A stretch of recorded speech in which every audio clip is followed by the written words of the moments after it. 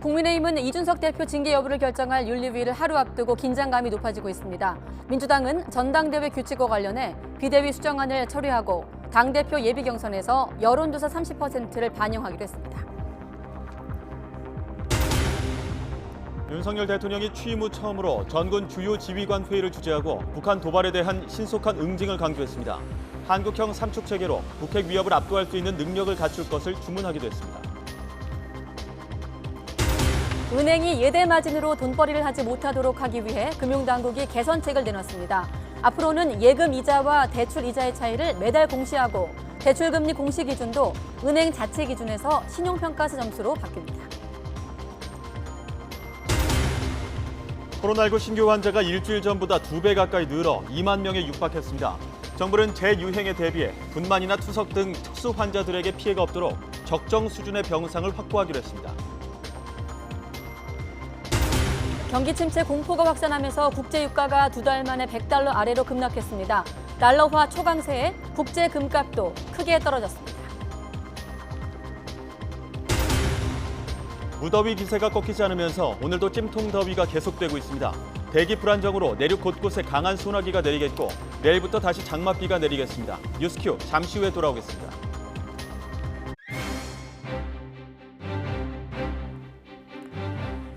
네, 여러분 안녕하십니까? 가장 빠른 종합뉴스 뉴스큐 시작합니다. 손절이 아니라 익절이다. 익절.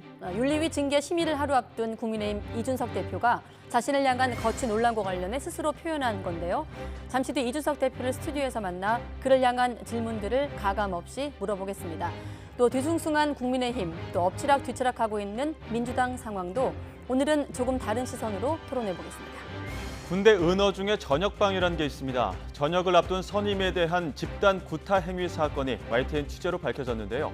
사회부 황은퇴 기자가 비천 리포트에 담지 못한 내용까지 정리해서 잠시 뒤에 출연합니다. 네, 뉴스큐 오늘은 국회부터 가보겠습니다.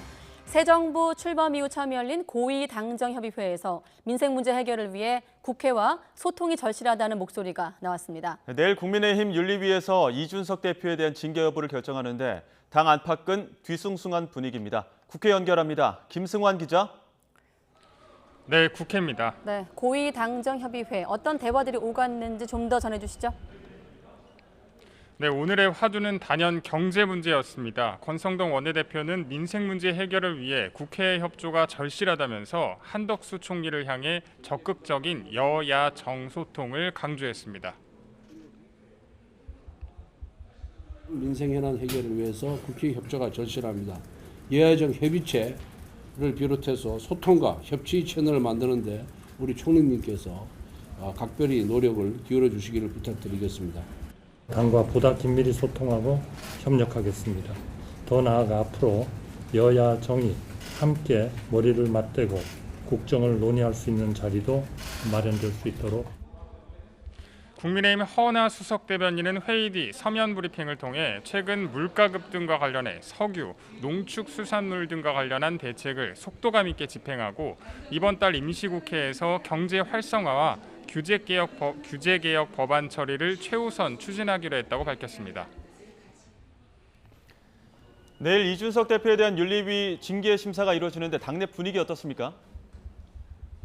네, 이 대표에 대한 징계 여부를 판단할 당 윤리위원회는 내일 저녁 7시에 열리게 되면서 당 안팎의 긴장감도 더해지고 있습니다. 이 대표는 잠시 뒤 YTN 스튜디오에 직접 나와서 이와 관련한 입장을 밝힐 예정입니다. 윤리위의 결정에 따른 파장이 클 것으로 보이는 만큼 다들 말을 아끼고 있는데요. 권성동 원내대표는 어떤 예측도 하지 않고 있다며 말을 아끼고 있고 다른 당 관계자도 사실과 근거에 입각해 판단할 거란 말 외에는 할 말이 없다면서 조심스러운 입장입니다. 네, 이준석 대표는 지금 저희 옆에서 마이크를 차고 있고요. 잠시 뒤에 만나보겠습니다. 이번엔 더불어민주당 소식도 짚어보겠습니다. 전당대회 규칙을 놓고 파열음이 나고 있는데 정리가 된 겁니까? 네, 민주당은 오전 당무위원회를 열어서 내부 갈등을 촉발했던 비대위 수정안을 대부분 걷어들이면서 일종의 절충안을 마련했습니다. 먼저 논란의 핵심이었던 당대표 예비 경선에서 일반 여론조사 30%를 반영하기로 했던 전당대회 준비위안을 그대로 추진하기로 했고 다만 최고위원 예비 경선에 대해선 비대위의 의견을 받아들여서 중앙위원회 100%에 따라서 컷오프하기로 했습니다. 아무래도 여론조사 변별력이 있는 대표 선거에서는 여론조사 반영으로 컷오프를 해도 큰 문제는 없을 것 같지 않느냐 하는 견해. 그러면서 최고위원 여론조사 경선, 최고위원 예비 경선에서 여론조사를 하지 말자고 했던 것에는 이제 비대위원회의 의견을 반영한 것입니다. 또 지역 배려를 위해 추진하려던 최고위 권역별 투표 제도는 비대위 회의에서 스스로 철회하고 중장기 과제로 설계를 고민하도록 하겠다고 말했습니다. 이에 대해 안규백 전당준비위원회 위원장은 비대위와 당무위가 고심 끝에 내린 결론임을 알기에 감사와 환영의 뜻을 밝힌다면서 사의 표명 하루 만에 복귀 의사를 밝혔습니다. 지금까지 국회에서 YTN 김승환입니다. 네, 윤석열 대통령이 대통령실이 합참의장을 조사하거나 참모총장을 불러내는 일은 우리 정부에서 없을 것이라고 약속하며 전 정부를 또다시 겨냥했습니다. 윤 대통령은 오늘 3군 본부가 위치한 충남 계룡대에서 전군 주요 지휘관 회의를 열고 정부가 군 지휘체계에 불필요한 간섭을 하지 않겠다면서 이같이 밝혔습니다. 또 북한 도발에 신속 단호하게 응징해야 한다면서 한미 동맹의 확장 억제력과 한국형 삼축 체계 능력 구비를 지시했습니다. 이와 함께 군복무가 존중받는 나라가 인류 선진 강국이라면서 2025년까지 병사에게 월 200만 원 지급을 추진하고 단기 복무 장교 부사관 지원율 제고 대책과 군 보급품, 급식 품질 개선을 검토하도록 관심을 촉구하기도 했습니다. 대통령실 이원무 인사비서관의 부인이 윤석열 대통령 부부의 스페인 해외 일정에 동행했다는 사실이 뒤늦게 알려져 사적 수행 논란이 제기됐습니다. 공식 직책이 없는 이 비서관의 부인 A씨는 지난 나토 정상회의 일정에 동행해 김건희 여사의 현지 일정 업무를 돕는 등 사실상 대통령실 직원 같은 역할을 한 것으로 확인됐습니다. 이 비서관은 검사 출신 윤 대통령 측근으로 대선 때 캠프에서 김건희 여사와 처가의 법률 대응을 맡았고 부인 A씨도 김 여사를 도왔던 것으로 알려졌습니다. 이와 관련해 대통령실은 출장에 필수적인 항공편과 숙소를 지원했지만 민간 수행원 신분인데다 별도 보수를 받지 않아 특혜나 이해충돌 여지가 전혀 없음을 분명히 밝힌다고 했습니다. 그러면서 민간인 자원봉사자도 필요하다면 기타 수행원 자격으로 해외 일정에 참여할 수 있다며 A씨가 모든 행정적 절차를 적법하게 거쳤다고 주장했습니다. 이에 대해 여야는 엇갈린 반응을 내놨는데요. 직접 들어보시겠습니다. 공무 수행 과정에서 예. 공무에 도움이 되고 보조를 하고 지원을 했다 그런다면은 네. 그걸 일단은 특별 수행원인 거예요. 그런 특별 수행원이기 때문에 전용기 타는 것이 그렇게 큰 문제가 된다 저는 생각 안 합니다. 굉장히 심각한 문제입니다. 만약에 문재인 정부 때 김종숙 여사께서 만약에 이렇게 지인을 데리고 가셨다고 그러면 온 언론이 가만히 있었겠습니까? 이 문제는 전 국회에서 굉장히 좀 심각하게 따져봐야 할 문제입니다. 네, 그럼 오늘 뉴스큐 첫 번째 헤드라인 속 인물을 만나보겠습니다. 바로 이준석 국민의힘 당대표인데요. 이준석 대표의 정치적 운명, 국민의힘도 마찬가지겠습니다만 정치적 운명을 좌우할 윤리위원회 징계 심의가 이제 하루 앞으로 다가왔습니다. 네, 물어볼 게 많습니다. 바로 만나보겠습니다. 네, 대표님 안녕하십니까? 네, 안녕하세요. 지난 딱 한 달 전쯤에 바르샤바에서 네. 이제 우크라이나 일정 마치시고 저희랑 인터뷰했는데 그때 사실 보니까 1주년 즈음이었더라고요. 대표 맞습니다. 취임. 6월 그때 11일 1주년이죠. 예, 워낙 뭐 당내 상황 물어보느라 그 질문을 못 드렸는데 1년간 좀 내가 이걸 좀 하고 싶었는데 못했던 게 있을까요? 저는 사실 당대표 되고 나가지고요. 대선 경선, 대선, 그리고 뭐 또 지방선거 이렇게 계속 이어져 오면서 네. 선거만 했습니다. 그러니까 선거라는 거는 정말 사람이 피곤하고 그리고 사실 제 선거라기보다는 다른 사람의 선거를 돕는 역할 아니겠습니까? 네. 그러다 보니까 굉장히 힘든 과정인데 그거 하고 나서 이제 두 번의 선거를 승리로 이제 만들어낸 다음에 네. 그 뒤에 이제 6월 초에 그때 제가 우크라이나 갔을 때부터 해서 네.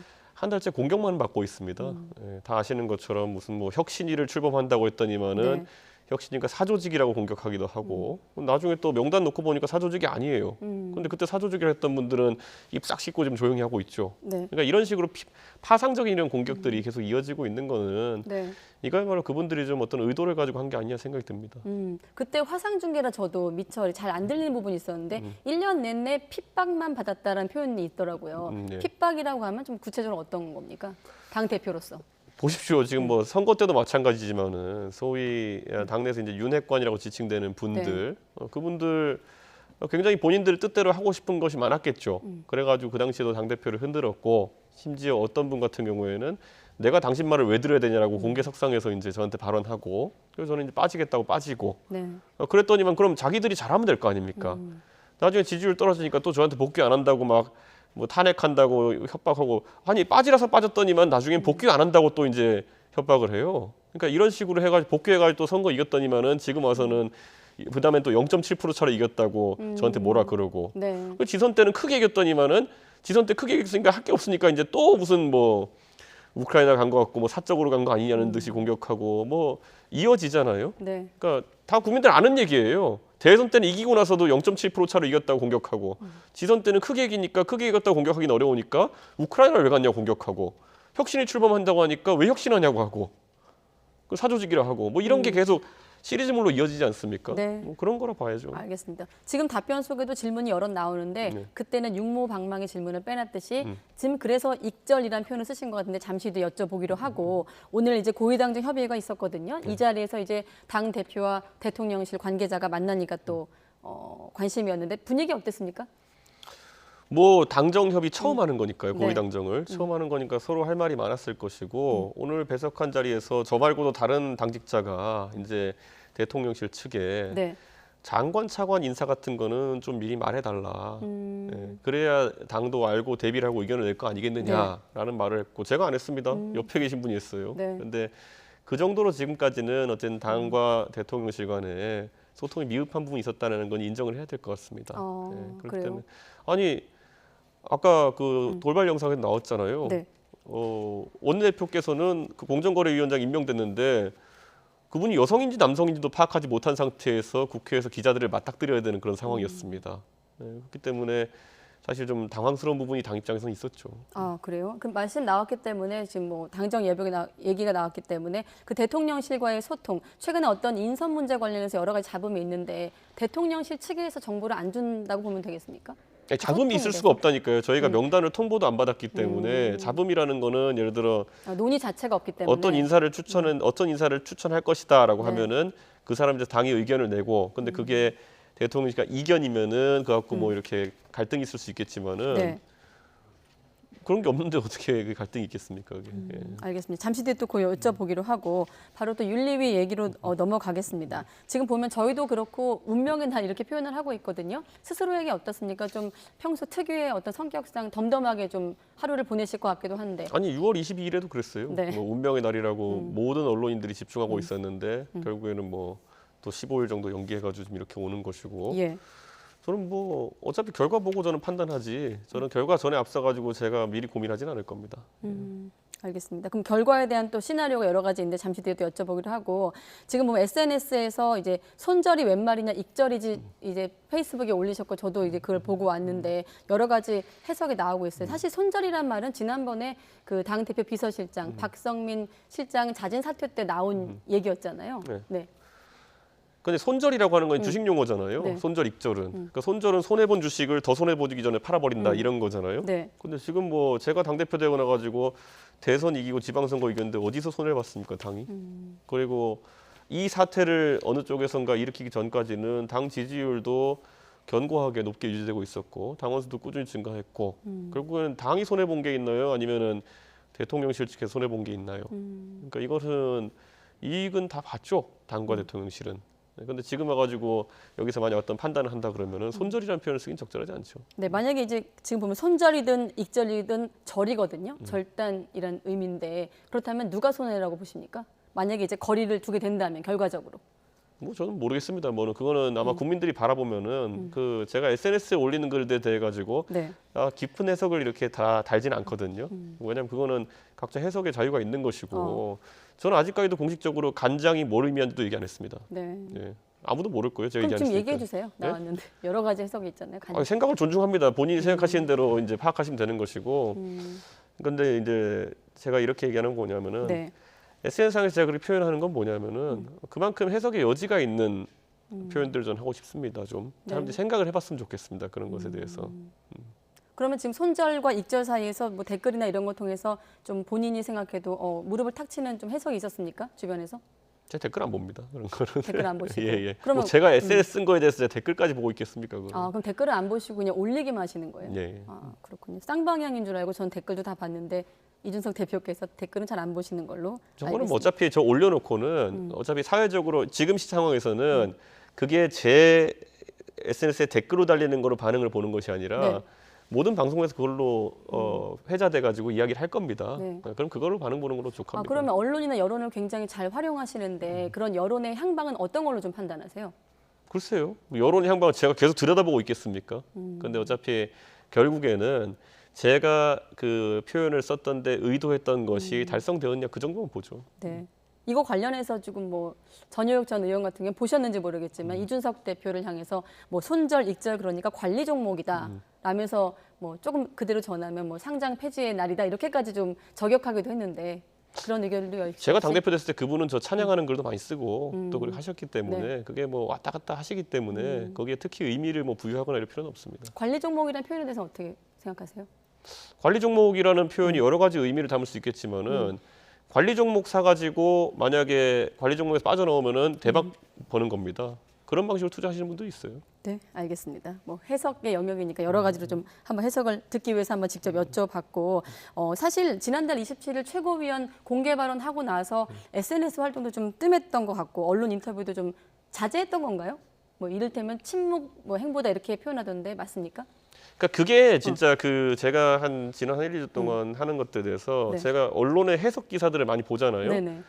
어느 언론사는 보면요, 제가 SNS를 55번 했다고 이제 기사를 내면서 SNS가 너무 많다고 썼어요. 근데 또 어느 기사는 또 잔행 중이라고 썼어요. 그러니까 다 갖다 붙이기 나름인 거고요. 네. 그거는 YTN에서도 해석을 하면 됩니다. 제가 55번 SNS 썼다고 하는데 많은 건지 잔행인지는 보면 될 것 같습니다. 네, 일단 YTN 나오셨으니까 자맹은 아니고 일단 언론 행보를 보이고 있는 걸로 판단을 하겠습니다. 어쨌든 가장 최신 인터뷰에선 일단은 윤핵관으로 분류되는 그 세력들을 향해서 강한 어조로 비판을 하셨거든요. 좀 추가적으로 질문을 드리면 지금 상황 윤리위와 관련해서 뭐 까마귀 날자 배 떨어졌다 이런 표현도 쓰셨는데 그 뒤에 배후에 윤핵관이 있는 것으로 그럼 해석을 하면 되겠습니까? 지금 윤리위 해가지고 당에서 제일 신난 분들이 누군 것 같으세요? 예, 지금 보시면 알잖아요. 지금 윤리위 한다 그러니까 신나가지고 지금 모 의원 해가지고 계속 뭐 방송도 나가서 이야기하고 하잖아요. 네. 가장 신난 분들은 소위 윤핵관으로 분류되는 분들인 것 같아요. 그러니까 아까 말했듯이 이 배 떨어지니까 완전히 까마귀들이 합창하고 있는 그런 상황이죠 지금. 배가 떨어지니까 까마귀가 합창하고 있는 상황이다라고 말씀하셨는데 여기에 대해서 지금 윤핵관 하니까 이제 권성도 원내대표 같은 경우도 실체를 모르겠다고 하고 있고 장제원 의원은 말도 안 되는 소리고 필요를 못 느끼겠다 하고 있거든요. 여전히 지금 윤핵관의 실체에 대해서 윤핵관으로 분류되는 인물들은 이렇게 부정을 하고 있는 상황인데 이 대표님은 윤핵관의 실체는 무엇이라고 보십니까? 원래 윤석열 측 핵심 관계자라는 말에서 표현된 거 아니겠습니까? 네. 그리고 그분들이 자기 이름이 아니라 익명 인터뷰를 하기 때문에 윤핵관이라고 지칭된 거거든요. 네. 지금도 보면 당에 수많은 익명 인터뷰들이 나옵니다. 만약에 저분들이 실명으로 이제 이야기하면요, 네. 저분들은 윤핵관 아니에요. 예, 윤핵관이라고 지칭되는 사람들은 익명의 그 뒤에 숨어가지고 당내 분란 일으키는 분들이고 지금도 뭐 핵심 관계자, 당 관계자 이렇게 해가지고 말씀하시는 분들 많거든요. 네. 이분들은 다 대포차 같은 겁니다. 지금 번호판 다 숨기고 남의 번호판 달아가지고 무책임하게 운전하시는 분들처럼 좀 대포차 같이 정치를 하고 계신 겁니다. 대포차 같이 정치를 하고 있다. 네. 네. 해석의 여지로 가서 자꾸 머릿속에서 해석을 하게 되는. 대포차 그런 거예요 원래. 그러니까 그 번호판 아무거나 달아가지고 카메라 찍혀도 돈 안 내고 뭐 이런 거 아닙니까? 그럼 그들이 지금 달고 있는 번호판은 무엇입니까? 자기 이름 못 걸잖아요 지금. 예를 들어 비판 인터뷰하는 분들 이런 분들 보면은 자기 이름 걸고 하시는 분들은 뭐 전 그래서 제가 항상 얘기하지만은 정진석 부의장이라든지 아니면 김종재 의원이라든지 아니면 배현진 의원이라든지 실명을 걸고 그렇게 하시는 분들에 대해서는 저는 거기에 반박을 하지 그분들을 좀 비난할 생각은 없습니다. 그분들이 오히려 정상적인 정치 문화 속에서 자기 의견을 밝히고 계신 것이고 소위 윤핵관이라 하는 분들 중에서 익명밖에 말로 못하는 분들 같은 경우에는 비겁한 거죠. 그러니까 윤핵관의 대충 조합을 보면은 보통 한 3선 의원쯤 되는 분들, 재선쯤 되는 이런 분들인데 네. 자기 이름을 못 걸고 얘기해요 항상. 이름을 걸고 공개적으로 좀 토론하자. 그럼 얼마든지 대응할. 토론이야 절 욕해도 돼요. 그러니까 그건 공개적으로 하고 네. 대신 그건 나중에 책임까지 지고 이렇게 하면 되는 것인데 지금 언론 보면 전부 다 익명에 누구와 가까운 의원은 뭐 다 이런 거예요. 네. 그러니까 대한민국 정치가 지금 아마 시청자분들도 그걸 보셔야 되는 게 원래 익명 인터뷰라는 건요. 네. 언론에서 예를 들어 제가 익명으로 민주당에 누굴 저격하잖아요. 기사도 안 내보내줍니다. 익명 인터뷰라는 건 유일하게 당내에서 분란 일으킬 때 쓰는 방법이거든요. 근데 지금 제가 당대표 취임한 뒤부터 제가 저한테 항상 뭐라 한 건 익명이에요. 가끔가다 실명으로 하시는 분들이 있으면은 그분들은 이제 제가 반박을 하면 되는 것이고. 네.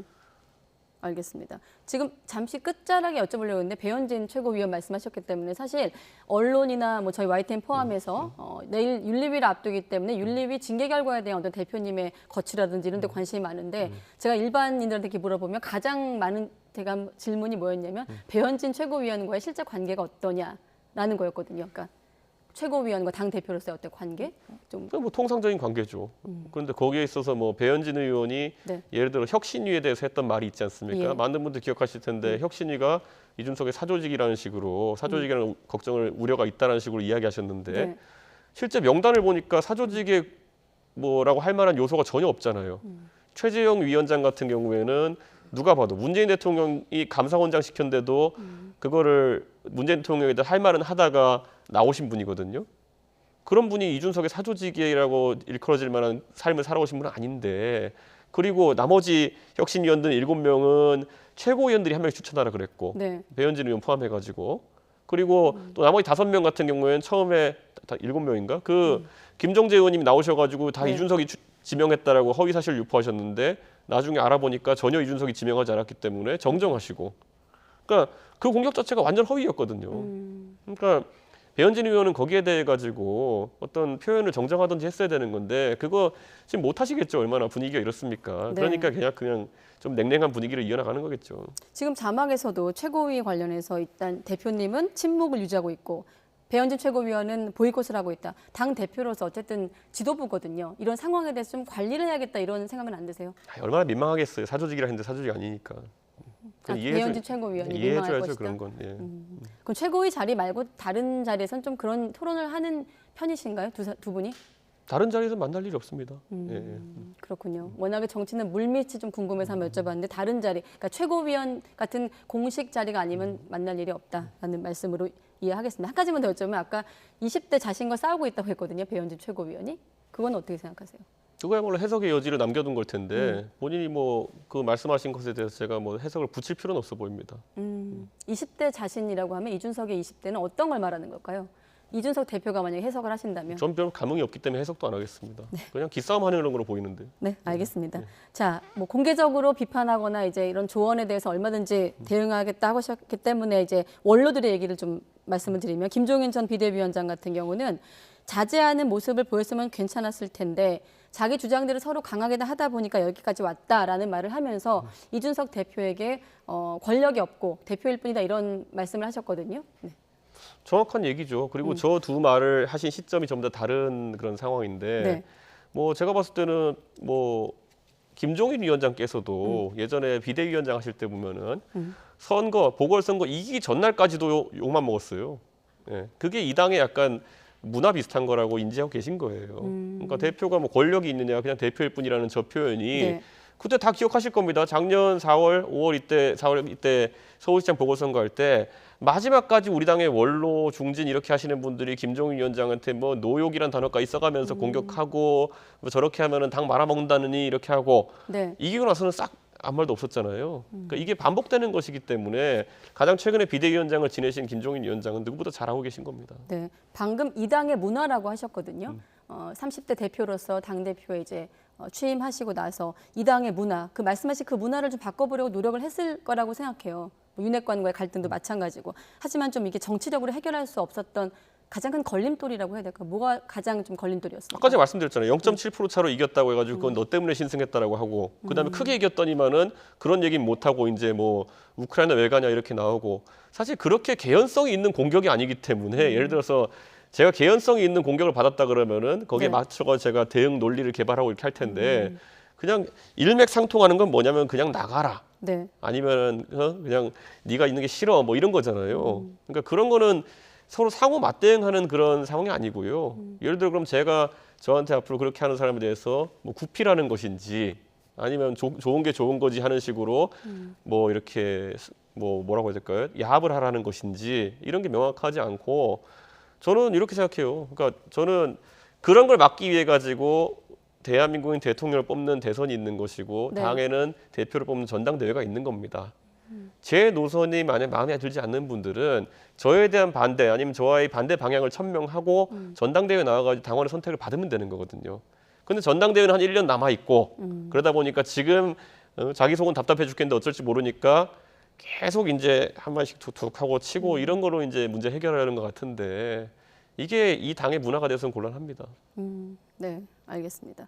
자, 그리고 내일 오후 7시죠? 윤리위 징계심의에 직접 출석해서 이제 소명할 예정인데 내일 나가서 소명 어떤 내용을 좀 미리 말씀해 주실 수 있으세요? 아니 질문을 받아야 제가 이제 뭘 소명할지 아는 거니까요. 사실 이 상황에 있어가지고 저는 윤리위가 사실 12월 달에는 그 소위 뭐 성상납 의혹이라고 하는 것에 대해 가지고 징계 절차 개시 안 하겠다 그랬거든요. 네. 그러니까 그때는 개연성이 없다고 생각했던 것인데 지금은 또 이제 보면은 증거 인멸을 교사했다고 합니다. 제가. 자 그러면 이렇게 한번 생각해 보시죠. 네. 증거 인멸 교사라는 말을 많이 들으셨을 텐데 제가 무슨 증거를 인멸했는지에 대해서 혹시 보도한 거 본 적 있으신가요? 그러니까 그 증거라는 게 뭔지. 그러니까 뭘 인멸했는지도 저는 정확히 제가 모르기 때문에 네. 뭘 답변할지도 제가 모르겠습니다. 그 증거가 예를 들어서 어디 뭐 사진이 찍혀 있는 건데 그걸 인멸하려고 했다든지 아니 뭐가 있어야 될 거 아닙니까? 그건 지금 말만 계속 돌고 있잖아요. 일단 뭐 그 2013년에 2차례 성상납 포함해서 이제 그 김성진 대표 측에서 주장하고 있는 내용들에 대해서 그런 증거를 인멸하려고 거기에 교사했다. 무슨 증거라는 겁니까? 그러니까 구체적인 그건 내용이 주장이고 그 주장을 뒷받침하면 그들의 무슨 증거가 있고 그 증거를 없애기 위해서 제가 교사했다 뭐 이런 게 나와야 될 거 아닙니까? 네. 근데 내용이 다 빠져 있어요 지금 보면은 그 주장이 있다. 네. 그런데 증거인멸을 교사했다 이러면은 저한테 아까 뭘 해명할 거냐 그랬지만은 네. 저도 정확히 뭘 해명해야 될지 모르는 상황에서 그냥 내일 오라니까 가는 겁니다. 네. 그럼 내일 어쨌든 윤리위가 열리고 말씀하신 대로 윤리위의 어떤 심의 과정, 또 질문, 또 말씀하신 소명 그런 과정을 좀 지켜보고 나서 이제 저희들은 언론에서 어쨌든 결과를 예측할 수밖에 없는 상황이고 여러 번 보도한 대로 윤리위 하루 앞두고 4단계로 지금 예상이 되고 있는데 제명, 탈당 권유, 당원권 정지, 경고 4단계의 시나리오 갖고 있는데 이 대표님도 혹시 이 결과에 대한 시나리오를 스스로 갖고 계세요? 아니요, 저는 지금 아까 말했던 것처럼 어떻게 이거를 도대체 심의하겠다는지도 명확하지 않기 때문에 결과도 예측하지도 않고 저는 잘 모르겠습니다. 지금 보면 예를 들어서 뭐 이제 완전 흥미 위주로 이제 막 돌아가고 있거든요. 네. 뭐 박근혜 대통령 시계를 제가 줬다느니. 근데 그거는 YTN 보도 옛날에 찾아봐도 다 나와요. 박근혜 대통령이 2013년에 시계를 안 만들겠다 선언해가지고 그 시계가 제작돼 처음 배부됐다는 게 8월 15일인가 그럽니다. 네. 근데 지금 주장하시는 분들은 제가 7월 11일인가 그 시계를 요청받아가지고 8월 15일에 줬다는 거 아니겠습니까? 네. 근데 저는 박근혜 정부 끝난 날까지도 시계를 받은 적이 없어요. 왜냐하면 그 시계를 굉장히 엄격하게 관리했다 그래가지고 시계 없거든요. 근데 이런 겁니다. 그러니까 저한테 그거를 그러면은 반박하라 그러면은 제가 어떻게 반박해야 됩니까? 받은 시계가 없는데. 예. 그럼 제가 예를 들어 박근혜 정부에서 시계를 받은 기록이라도 있든지 아니면 그걸 어디 청와대 기념품샵에 사기라도 할 수 있었다든지 뭐 이런 게 있어야 되거든요. 없어요 아무것도. 사실 내일 징계위, 윤리위에서 다루는 부분은 말씀하신 그 교사 의혹과 관련된 부분이지만 성상납 관련한 부분, 지금 말씀하신 시계 부분이라던가 김성진 대표가 주장하는 성접대 어떤 관련 내용은 수사에서 밝혀질 내용이거든요. 정리하면 이런 사법기관 어떤 판단이 없으면 이번 윤리위 결과를 아예 받아들일 수 없다는 아니 거예요. 윤리위는 그걸 따지지 않겠다고 이미 선언을 했어요. 네. 윤리위는 앞에 무슨 뭐 성상납 의혹이 어떤 거는 본인들이 다루지 않겠다고 했거든요. 네. 그거 찾아보면 다 나와요. 그런데 언론이 이제 흥미 위주로 보도하다 보니까 뭐 그걸 심의하고 이렇게 하는 것처럼 이제 보도하는 경우도 있고 한데 윤리위에서 이 뒤에 그러면은 저는 증거 인멸도 아니고 증거 인멸 교사입니다. 네. 그러니까 아까 말했잖아요. 증거가 무엇이라는 것도 지금 정확하지 않거든요. 제가 들은 게 없어요. 그럼 윤리위가 일반적으로 이런 사안에 대해서 판단하는 근거는 뭡니까? 저라고 뭐 윤리를 제가 많이 가봤겠습니까? 제가 알겠습니까? 그러니까 저는 그래서 제가 뭐 윤리를 지금 타박하는 건 전혀 아니고요. 예. 저도 궁금합니다. 가만히 이제 증거가 무엇이고 그걸 인멸하려고 했다는 건 무슨 얘기이며 그걸 네. 교사하라고 했다는 건 제가 뭘 어쨌다는 건지를 이런 거잖아요. 원래 재판관 때 가면은 네. 예? 네가 어제 어떤 가게에서 빵 한 조각을 몇 시에 훔쳤다가 적시되면은 그걸 바탕으로 이제 재판을 하는 거잖아요. 제가 그럼 무슨 증거를 어떤 방식으로 인멸한 것을 어떻게 교사했느냐가 저는 하나도 아는 게 없어요. 혹시 언론 보도에서 혹시 들으신 거 있나요? 그러니까 어떤 증거, 언제, 어디서, 어떻게 인멸 이거 하나도 없는 상황에서 제가 뭐 반박할 게 지금 없습니다. 그러면 지금 보면 대표님을 둘러싼 의혹들을 뭐 크게 보면 성상납, 입막음했다, 약속 증서 이렇게 분류가 되잖아요. 뭐 저도 물론 언론 보도나 이런 내용을 통해서 보는 거지만 이렇게 수사기관이 아닌 이상 이게 밝혀지기 어렵다면 이걸 바탕으로 윤리위도 이제 판단을 해야 되는 거 아니겠습니까? 이거를 이제 논하는 자리는 아니지만 이런 게 근거가 돼야 이제 판단이 나올 텐데 그런 게 명확하지 않으면 또 윤리가 미뤄질 가능성도 있어 보이거든요. 저는 모른다니까요. 저는 그러니까 저도 지금 윤리위에서 온 거는 와라 이 얘기지. 제가 뭐 네. 무슨 내용에 대해서 물어보겠다 그러니까 이런 게 결과를 봐야 명확하지 않고. 알겠다는 이런 말씀. 방금 전에 또 이제 표현이 네. 달라지잖아요. 그러니까 보면은 지금까지 그 언론 나온 거는 입막음이라고 됐잖아요. 증거 인멸과 입막음과 뭐 사실 다 다른 얘기입니다. 완전히. 그렇기 때문에 제가 한 게 뭐냐를 우선 명확히 해야 될 것 같습니다. 네, 알겠습니다. 일단 왜 지금 이 시점에서 보면 이게 좀 혼란스럽고 어려운 문제냐면 윤리위 규정 30조를 보면 당 대표가 특별한 사유가 있을 때는 최고위원회 의결을 거쳐서 징계 처분을 취소 혹은 정지할 수 있다 이런 또 조항도 있고 무슨 얘기냐면 이게 지금 윤리위의 대상자가 당 대표이기 때문에 여러 가지 좀 해석이 나오고 있더라고요. 그러니까 윤리위에서 나온 결과를 무조건 따라야 되는 건지 강제성이 있는 건지 여기에 대해서 최고위원 회의를 꼭 거쳐야 되는 건지 제가 취재 기자한테 확인한 바로는 당원권 정지나 경고 같은 경우는 최고위의 이제 의결을 무조건 따라야 되는데 아니요, 최고위 의결 안 따라도 되는 거죠. 이건 안 따라도 되는 거죠. 이거는 이제 윤리위 이제 의결로 가져가는 거고 제명과 탈당 권유 같은 경우는 이제 최고위 의결을 따라야 되는 걸로 이해를 하고 있거든요. 네. 맞습니까? 네, 맞습니다. 그럼 만약에 이제 제명이나 탈당 권유의 조치가 나왔다고 이제 가정을 해봤을 때는 최고위를 열어서 다시 또 논의를 할 수 있다는 거죠. 물리적으로는 논의가 아니라 표결을 하겠죠. 보통. 표결을 통해서. 그럼 만약에 이제 지금 말씀드린 두 가지 시나리오의 어떤 결과가 나왔을 때의 입장을 여쭤본다면 어떻게? 제 당 입장이 아니라 대표로서. 그건 표결하는 겁니다, 그냥. 표결로 가게 되어 있는 겁니까? 네, 제 입장이 뭐 의미가 없습니다, 그거는. 알겠습니다. 일각에서는 뭐 효력정지 가처분 신청을 뭐 제기할 수도 있다 이런 뭐 얘기도 있던데 여기 대해서 어떻게 보세요? 제가 아까 말했잖아요. 결과가 나오면 내용 보고 이제 제가 판단해야 되는 거거든요. 네. 왜냐하면 저는 아까 말했듯이 제가 무슨 증거를 언제 어디서 어떻게 인멸하라고 교사했다도 아직까지 모르는 상태에서 내일 가는 거기 때문에 네. 들어봐야죠 우선. 네.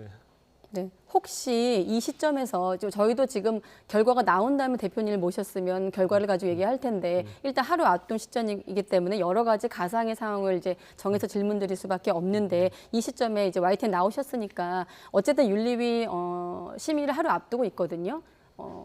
집권 여당의 대표로서 혹시 국민 여러분께 하실 말씀 없을까요? 뭐 도의적인 어떤 입장이라고 해야 될까요? 그런 거야말로 결과가 나와야지 제가 정확하게 표현할 수 있는 것이고요. 저는 사실 이번에 이런 일이 발생한 것에 대해 가지고 네.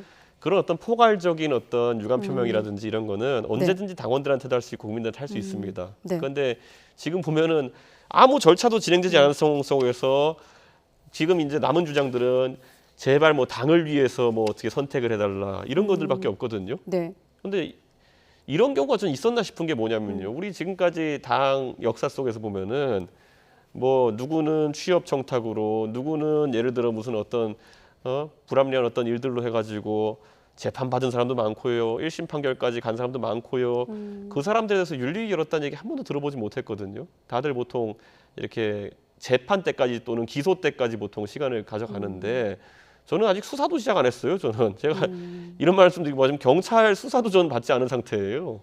그러니까 저는 그러니까 지금 완전히 정치적인 상황 속에서 정무적인 상황 속에서 지금 이게 돌아가는 거거든요. 네. 이거 아마 그러니까 이런 거예요. 그러니까 그 윤리위에 만약에 어떤 판단이라는 것이 그 아까 교사 뒤에 보면 품위유지가 붙어 있거든요. 그러니까 거기서 끝나는 것도 아니에요. 교사를 했다 말았다가 아니라 이걸로 인해서 품위유지 위반 혐의예요. 그럼 품위유지라는 거는 보통 이런 걸 통해서 당에 손실을 끼쳤을 때 정도 얘기하는 거거든요. 네. 그러면 윤리위가 저를 이제 처음에 이 건을 게시했을 때 4월 20 며칠이에요. 그때 그러면 당이 이걸로 인해 손실을 입은 바가 있느냐?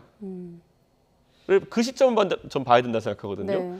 그럼 지금 이렇게 막 한 두세 달 동안에 오만 언론에서 공격하고 다 때리고 무슨 막 이렇게 해가지고 한 다음에 야 우리가 시작하고 나서 한 2달 있다 지켜보니까 너무 많이 얻어맞아가지고 이제 지금은 당의 이미지가 저하된 것 같아. 그러니까 너 책임져야 돼. 이렇게 하면 누가 받아들이겠습니까? 그럼 앞으로 이게 가능하다 그러면요. 누구든지 올려놓은 다음에 한 2-3달 동안 때린 다음에 야, 한 2달 지나 보니까 너 굉장히 뭐 많이 여론에서 이제 비토받는 것 같아. 네. 그러니까 너 그러면 책임져야 되는 거 아니야? 이렇게 되면은 글쎄요. 어느 정도 이제 유튜브나 이런 쪽들과 같이 연계해서 작업할 수 있는 분들이라면은 꽤 앞으로 저는 이게 누차 발생할 일이라 이렇게 보기 때문에 네. 저는 이것도 원칙을 세워야 된다 봅니다. 네, 알겠습니다. 아마 같은 답변하실 것 같아서 아까 좀 놓쳤는데 지난번 이제 윤리위 때는 김철근 이제 실장을 상대로 소명도 했고 그런 절차를 밟았는데 결론적으로 그러면 김철근 실장을 향해서 교사 의혹을 받고 있는데 없다고 보면 되겠습니까? 이 대표님의 입장은? 없다고 보는 게 아니라 없습니다. 없습니다. 그러니까 왜냐하면 이렇게 말씀드릴게요. 김철근 정무실장에 대해 가지고는 이미 경찰에서 한번 조사를 한 바가 있습니다. 그런데 그 안에서 예를 들어 저에 대해서 제가 네. 뭐 교사를 했다든지 이런 게 있었다고 한다면은 경찰이 저에 대한 수사를 개시했어야죠. 근데 그런 것이 전혀 없기 때문에 지금 저는 경찰에서도 오라는 소리도 아직 없는 것이고 뭐 어떤 내용도 받은 게 없거든요. 네. 그러니까 그게 벌써 2달 전입니다. 김철근 실장이 수사받은 게. 네. 그러니까 저는 모르겠습니다. 그러면 이제 여기서 또 해석의 여지가 있는 게 네. 그러면 김철근 실장의 독자 행보로 해석을 할 수밖에 없는데. 아니 그 지금 예를 들어 얘기 나오는 뭐 그런 부분은 네. 자 우선 이게 있습니다.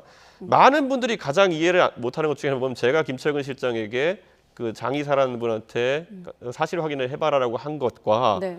그 무슨 7억 각서니 뭐 이렇게 하는 것이 그날 당일에 쓰여진 거라고 생각하는 분들이 있어요.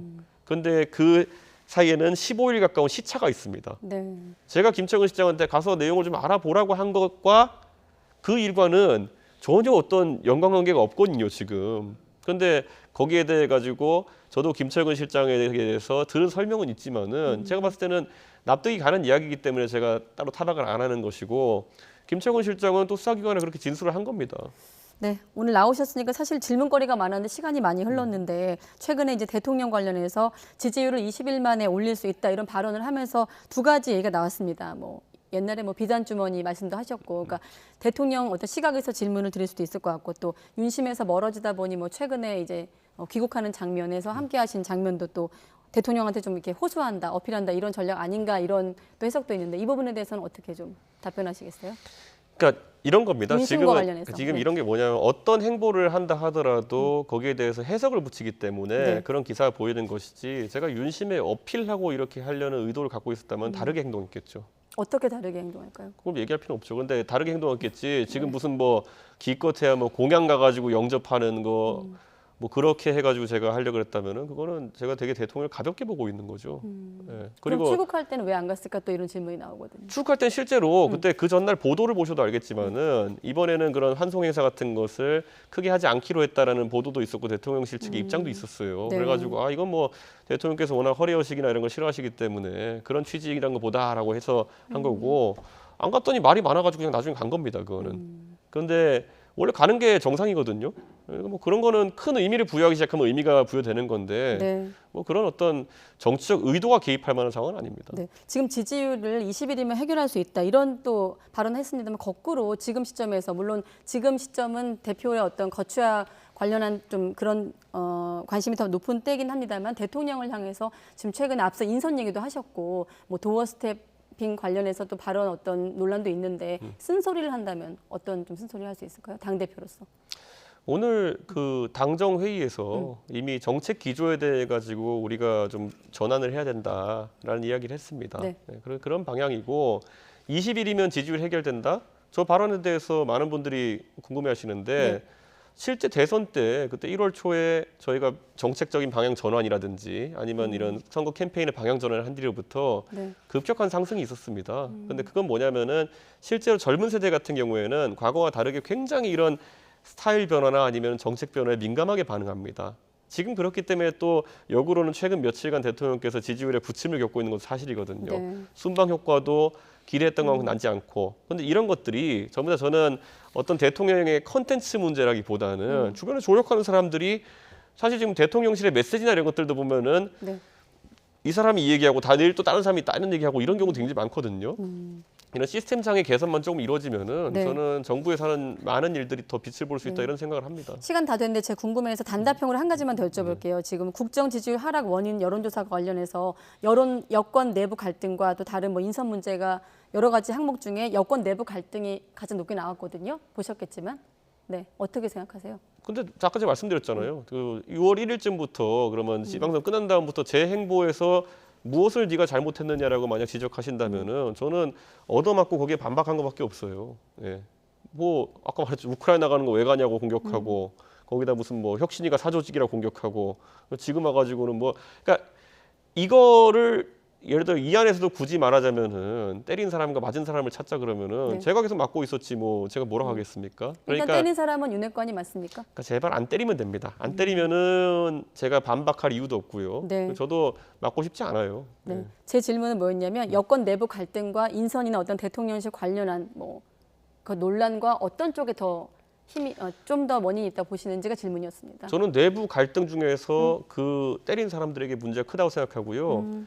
제가 이 말씀을 드리고 싶은 게요. 보통 네. 이거를 계속 때리다 보면요. 우리나라에 아주 안 좋은 이런 문화가 뭐냐면요. 네. 어느 순간에는 그냥 맞는 상황에서 반박하는 건데도 불구하고 자꾸 때리면은요. 주변에서 쟤는 맞을 만한 짓을 했어. 어떤 맞을 만한 애야. 이런 식으로 하는 사람들이 나오기 시작해요. 네. 이거 굉장히 위험한 논리거든요.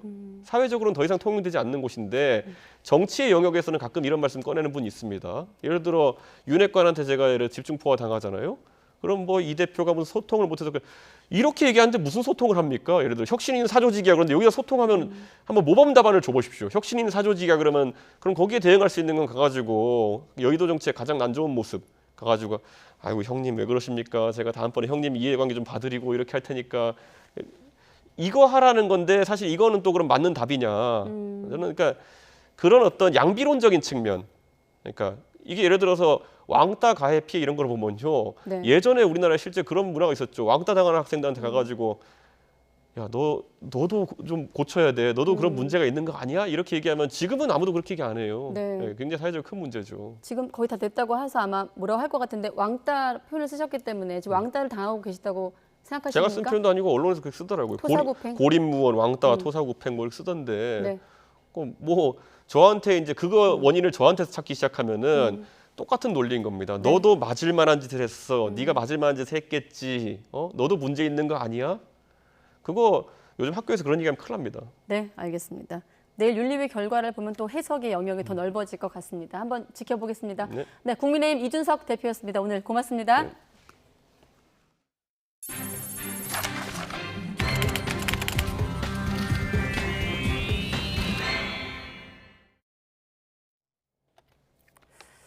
네, 육군이 중요시설 경계 시스템 사업과 관련해 방위사업정을 추가로 압수수색한 사실이 뒤늦게 확인됐습니다. 육군 중앙수사단은 지난 4일 경기 과천시 방위사업청사에서 과학화 체계사업팀을 상대로 압수수색을 벌였다고 밝혔습니다. 군은 과학화 체계사업팀이 지난 2018년부터 추진한 중요시설 경계 시스템 사업의 납품업체 선정 과정에 문제가 있다고 보고 있습니다. 중요시설 경계 시스템 사업은 각 군과 국방부 직할부대 중요시설을 경계하는 근거리 카메라와 철책 감지 장비 등 과학화 장비를 구축하는 사업을 말합니다. 대학생뿐 아니라 이웃 주민까지 자주 찾는 대학교 식당들이 물가 상승에 직격탄을 맞고 있습니다. 식당 운영업체는 올해 한 차례 가격을 올렸지만 역부족이라고 하소연하는데요. 현장에 취재기자 나가 있습니다. 김철희 기자. 네, 세종대학교 학생 식당에 나와 있습니다. 네, 학교 식당은 가격이 그래도 싼 편이었는데 물가가 오른 영향이 있을 것 같습니다. 네, 제가 나와 있는 학생 식당은 오후 4시 반까지 잠시 휴식 시간을 가졌는데요. 이곳은 맛도 있지만 값도 싸서 착한 학식으로 불릴 정도로 유명한 곳입니다. 하지만 최근 물가가 오르면서 영향을 받고 있는데요. 값싼 메뉴가 3,000원, 비싼 음식도 5,000원 정도 형성이 되어 있는데 이 때문에 대학생들뿐 아니라 주변 거주민을 애용하는 곳입니다. 거주민 이야기 직접 들어보시겠습니다. 학교에서는 한 8,000, 9,000원 이 정도는 내야 되는데 5,500원이면 먹을 수 있어서 더 싼 것 같아요. 그 저렴한 가격과 양도 푸짐하고요. 또 맛도 있어서 뭐 거의 매일 와서 먹고 있어요. 네. 그런데 최근 물가 상승세가 멈추지 않으면서 학생 식당도 곤란을 겪고 있습니다.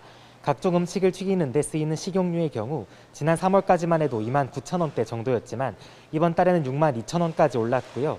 육회 비빔밥에 들어가는 우둔살도 20%, 상추는 80% 가까이 가격이 뛰었습니다.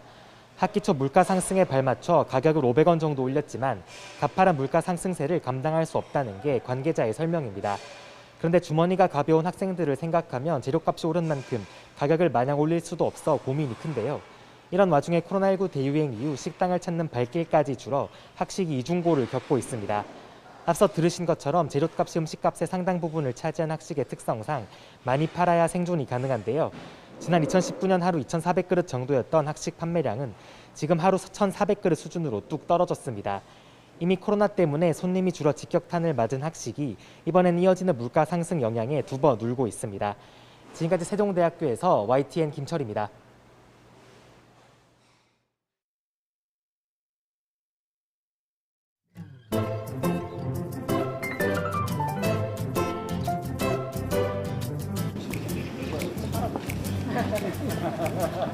원내대표만 하지 말고 다 내려들어가서 그럼 헛된 망상을 아니 몰라 이게 어떻게 그럴지. 아니 이 북쪽으로 가면은 저기 있잖아. 여기에 동산로? 아니 여기 안가가 또 있다니까. 여기 어디라고 같은데? 요 뒤에 안가가 있고 헌재 소장 저기 또 있다니까. 이게 총리가 대통령보다 낫다야. 그런 것 같아. 어? 총리가 대통령보다 나. 대통령 뭐 그 외무장관 공간에 들어가봐야 조금 할 텐데 국회의장 공간도 요 절반도 안 되는 것 같거든. 가보면은. 네. 여기가 더 좋더라고. 네.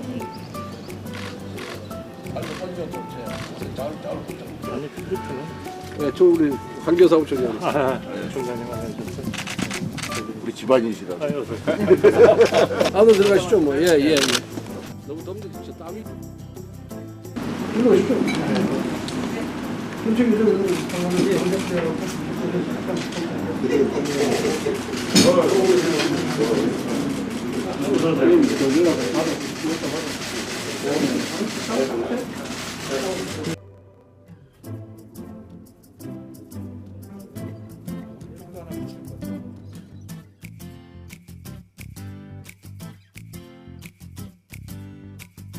윤석열 정부 한번! 윤석열 정부 한번!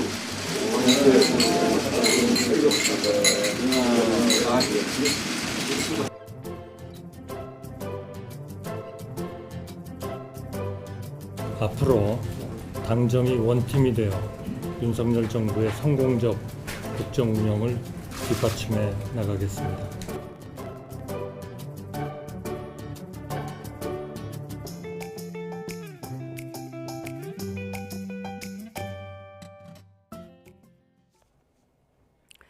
네, 공전을 거듭했던 국회가 한 달여 만에 국회의장 선출을 마무리 짓고 정상화에 나서는가 싶었는데 사법개혁특위 구성과 또 상임위원장 임명 등을 둘러싸고 다시 기싸움을 벌이고 있습니다.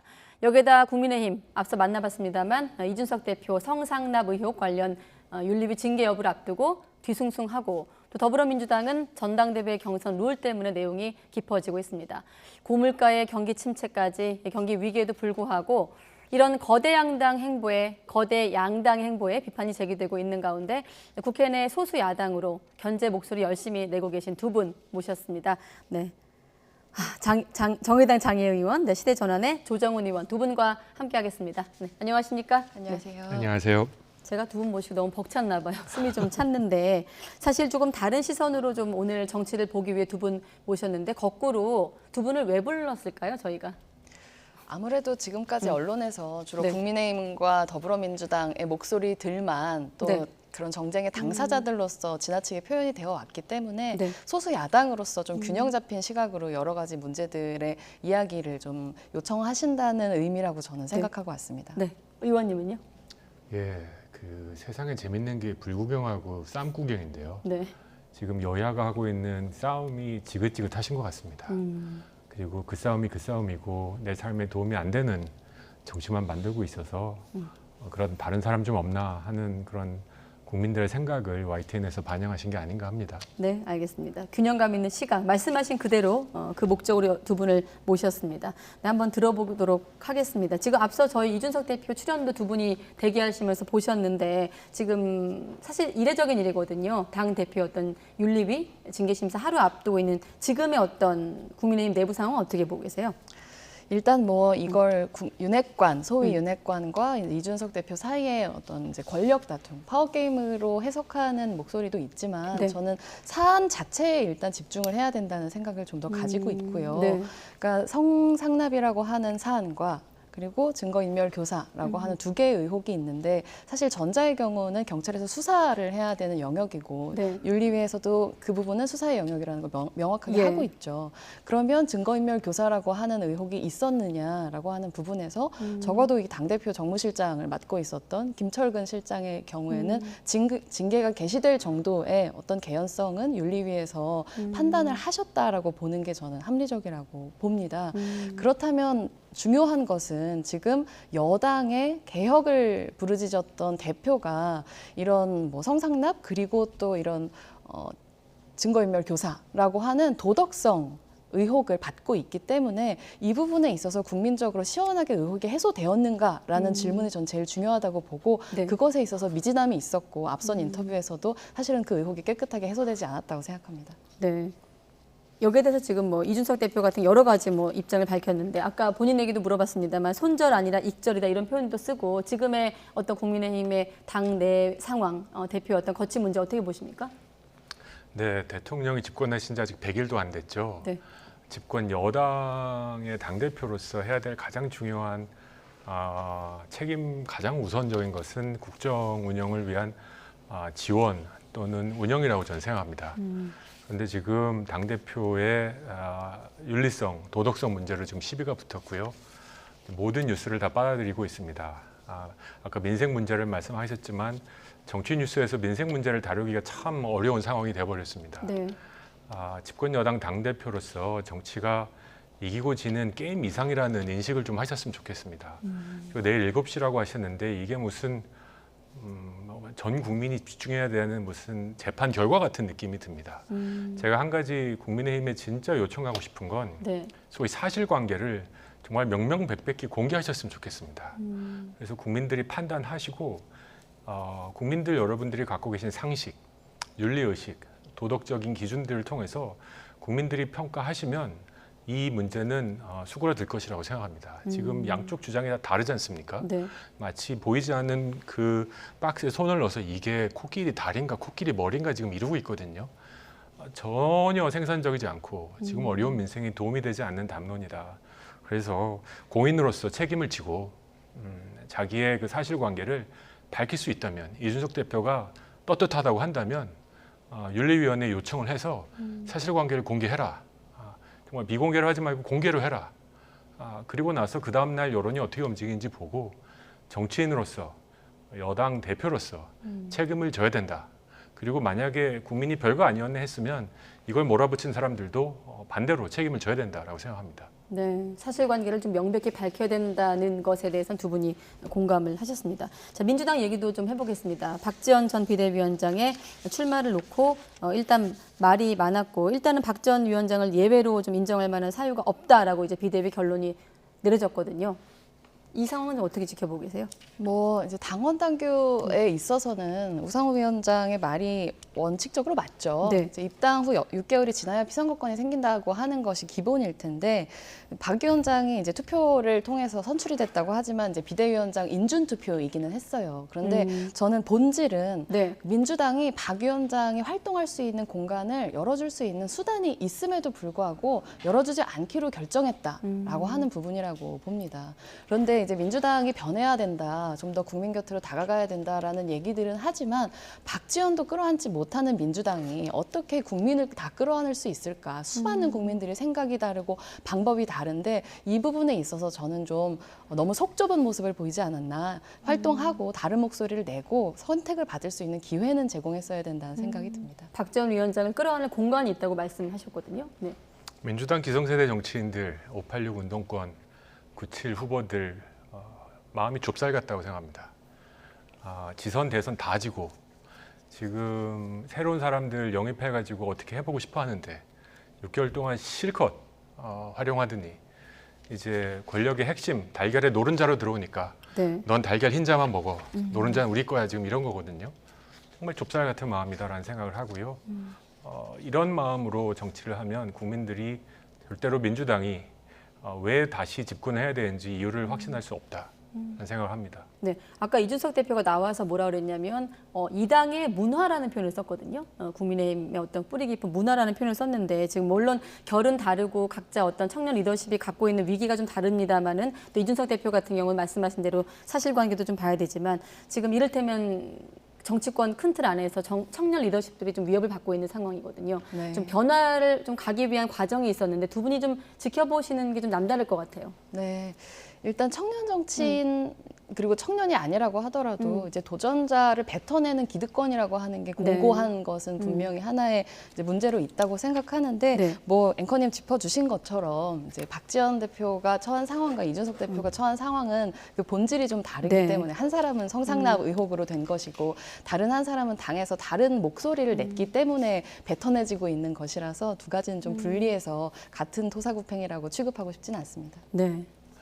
저는 아까 민주당 기성세대 정치인을 좁쌀이라고 했다면 네. 이번에는 좀 청년 정치의 쓴소리를 하자면 예. 청년 정치는 이제 끝났다고 생각합니다. 청년 앞에서 죄송합니다. 아닙니다. 우리 민생을 살아가는 국민들의 삶이 너무 퍽퍽합니다. 청년들에게 기회를 이런 구호는 한 10년, 15년 됐습니다. 아마 김광진 의원부터 시작해서 청년 정치. 돌아보면 청년 정치가 우리 정치에 기여한 게 무엇인가. 젊다는 것 그 자체만으로는 아름답고 좋은 것이죠. 하지만 우리 삶은 너무 퍽퍽합니다. 청년 정치가 우리 삶에 기여하고 정치에 기여한 게 과연 무엇인가. 그러니까 젊다는 것으로 모든 것을 다 덮으려고 하지 마시고 청년 정치가 내세우는 정책들, 비전들, 정치하는 방식들이 국민들에게 지지를 받으시면 이런 저항들, 기성세대 저항 맞습니다. 충분히 넘어갈 동력을 여의도가 아니라 국민들로부터 받으실 거라 생각합니다.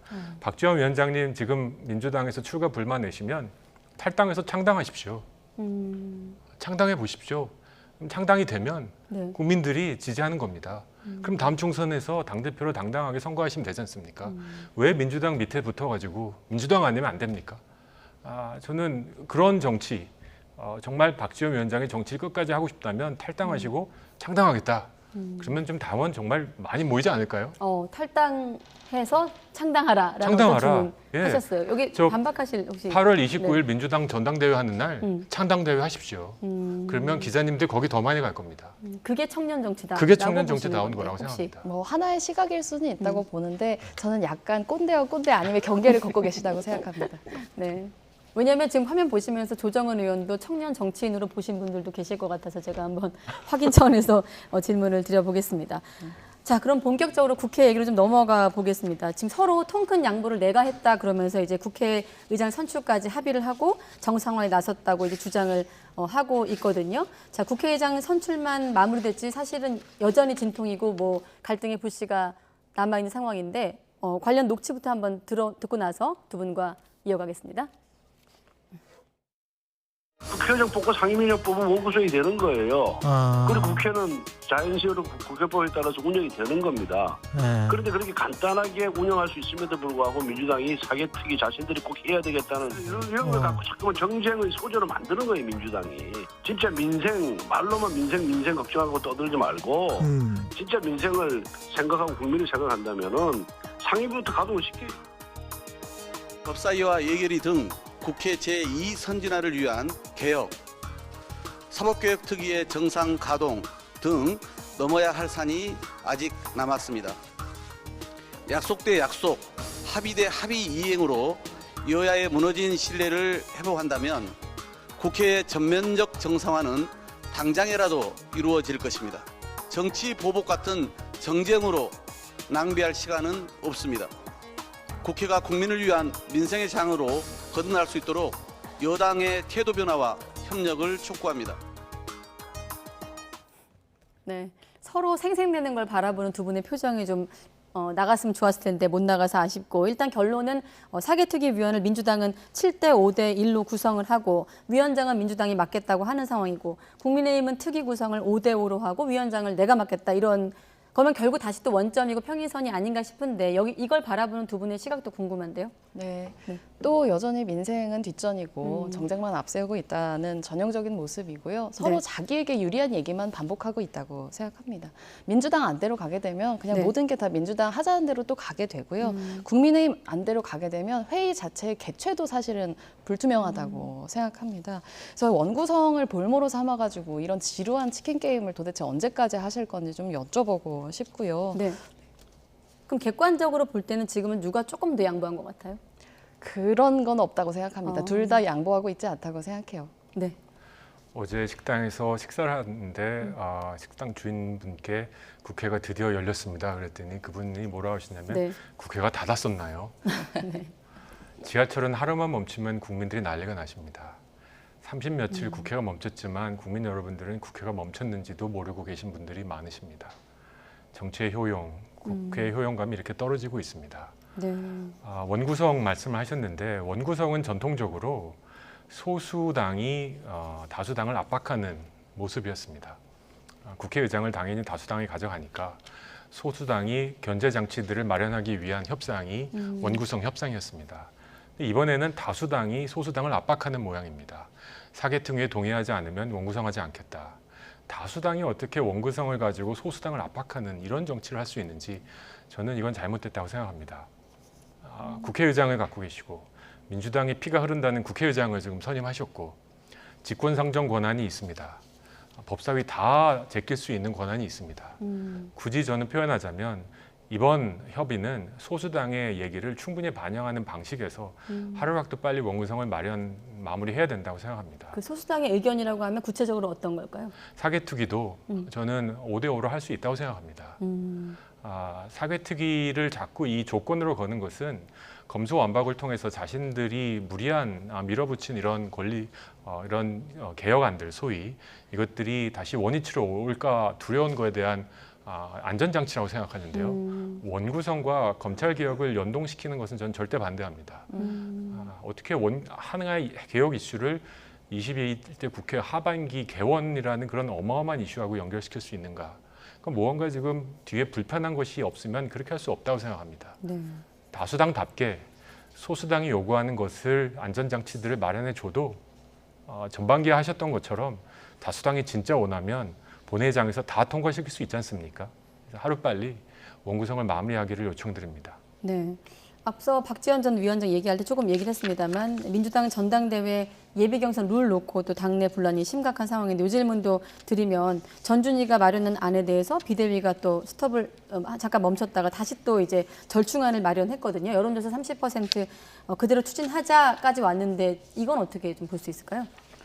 뭐 경선의 룰이라고 하는 게 쟁점이 될 수는 있다고 생각을 하고요. 네. 뭐 기득권은 지키려고 할 것이고 뚫으려고 하는 사람은 룰을 바꾸고 싶을 것이고 그런데 뭐 당무위에서 적절한 수준에서 그래도 이제 돌파구를 마련을 했고 네. 이제 안규백 위원장도 뭐 아주 충분하지는 않지만 그래도 사퇴하셨던 거 다시 철회하시고 환영 입장을 내셨던 만큼 이제는 좀 정리되어 가는 수준이라고 보고요. 근데 정말 국민적인 관점에서 보기에 도전하고 싶은 사람은 좀 도전할 수 있게 해줘야 되는 게 상식이 아닌가 그런 생각은 듭니다. 네, 도전할 수 있는 사람이라고 하면 구체적으로 어떤 좀 인물들이 있을까요? 뭐 이제 그 비대위에서 그렇게 뒤집은 룰을 가지고는 뭐 이재명 의원이라든가 박용진 의원은 뭐 컷오프 당할 것이다 이런 주장들을 하셨잖아요. 네. 그게 아니라 나올 수 있는 사람들이 다 나와서 경쟁할 수 있는 룰을 갖춰주는 것은 또 책임 있는 위치에 있는 사람들이 해야 되는 일이라고 저는 생각합니다. 네, 지금 보면 물론 국민의힘을 향해선 대선, 지선 다 이겨놓고 왜 저러나 이런 질문이 나오고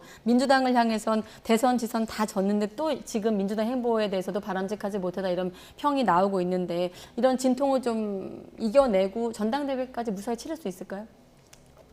저는 그런 거 관심 없습니다. 재미없습니다. 정권을 잃어버리고 지선도 참패한 정당답지 않습니다. 지금 룰을 바꾸는 건데 룰을 바꾸는 거의 원칙은 단 한 가지입니다. 당이 개혁되고 새로운 목소리가 들어오고 새로운 인물들이 당의 리더십으로 올라올 수 있어야 되는데 이 룰을 이렇게 바꾸면 어떤 계파가 유리하고 저렇게 바꾸면 저 계파가 유리하다는 그 내용은 정말 위기감 전혀 없고요. 국민들 보시기에 지금 집권 여당 아니거든요. 야당이거든요. 야당답지 않습니다. 지금 집권 여당이 지금 대통령 취임 이후 2달 동안 별로 할 일이 없다. 얼마나 지금 공격할 거리가 많은데 지금 이 상황에서 집안 룰 가지고 뉴스도 안 되는 뉴스를 가지고 정치를 한다는 것이 안타깝습니다. 네. 안타깝다는 표현까지만 드립니다. 야당답지 못하다라는 말씀하셨는데 전혀 야당답지 못하고 재미도 없습니다. 이건 재미있나 한번 여쭤볼게요. 자, 97세대가 전면에 등장을 했는데 이건 재미있습니까? 저도 97세대이기 때문에 관심은 있습니다. 개인적으로. 다만 97세대는 민주당 97세대는 반성문을 쓰고 당권 도전해야 된다 생각합니다. 검수완박의 거수기 역할을 했던 점, 개인주의 첫 세대임에도 불구하고 조직을 위한 개인의 희생을 강요했던 점, 여러 가지 면에서 586 후배 선배들의 뒤치다거리만 하는 역할로 우리 세대를 규정했던 점, 많은 부분에 대해서 공개적으로 반성문을 쓰고 새로운 정치를 하겠다라고 도전하시면 제가 관심 있고 지지할 의사가 있습니다. 지금 보니까 강병원 의원도 젊은 리더십으로 통합하겠다. 박용진 의원도 완전히 달라진 민주당 만들겠다. 강훈식 의원 먹고 사는 문제 해결하겠다고 했지만 말씀하신 반성문이 없긴 하네요. 네, 의원님. 뭐 이제 30대 여당 대표, 20대 당의 전 비대위원장이 있는 상황에서 97세대 세대론을 젊다고 얘기하기에는 약간 멋쩍은 시기라고는 생각을 하고요. 네. 뭐 세대론보다는 내용을 가지고 경쟁을 해야 되고 누가 더 민생을 잘 책임질 수 있는 야당의 당수로 적임자인가를 가지고 좀 싸워주셨으면 좋겠다고 생각합니다. 네.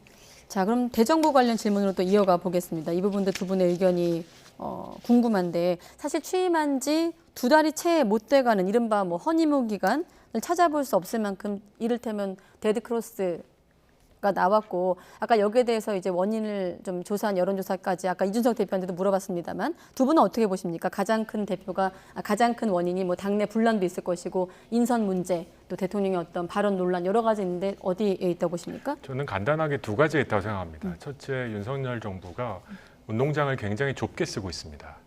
인선 문제입니다. 아마 아시는 분이면 다 채용하시지 않았나 싶습니다. 네. 하지만 대한민국 넓거든요. 제발 좀 운동장을 넓게 쓰였으면 좋겠다. 두 번째, 이 배가 어디로 가는지 방향성을 상실했다. 다음 달 10일이면 취임 100일이 되는데 네. 정말 윤석열 정부에서 개혁할 의제들이 1, 2, 3가 뭔지 아무도 모릅니다. 국민의힘 의원님들도 물어보면 다 다릅니다. 곧 나올 거야. 곧 나올 거야. 100일이 되면 그리고 아무것도 없으면 국민들의 평가가 굉장히 박할 수 있습니다. 이분도 잘못 뽑았나? 이런 생각할 수 있습니다. 시간이 얼마 없습니다. 운동장 넓게 쓰시고 정말 소수 정예의 개혁 의제들을 정말 명백하게 분명하게 드러내는 그런 행위가 없이는 상징 정치, 메시지 정치는 한계가 있다고 생각합니다.